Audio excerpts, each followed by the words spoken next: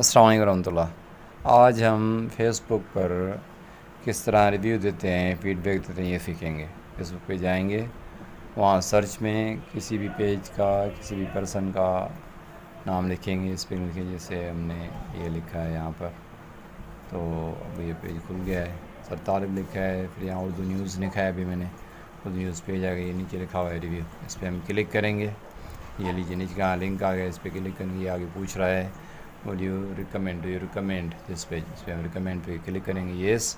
फिर यहाँ पर आप जो भी फीडबैक देना चाहें, अच्छा है, ये बहुत, ये वो, जो भी हम कहना चाहें इस रिव्यूज़ के बारे में।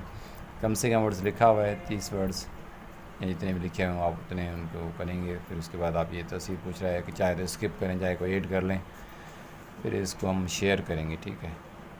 तो शेयर करेंगे, उसके बाद फिर जो है ये खुद ब खुद जो है ना वो हो जाएगा। जैसे जैसे हो रहा है अभी शेयर, ये पोस्ट हो जाएगी हमारी। थैंक्स फॉर वॉचिंग, जज़ाकुमुल्लाह खैर। अस्सलाम वालेकुम रहमतुल्लाहि व बरकातुहू।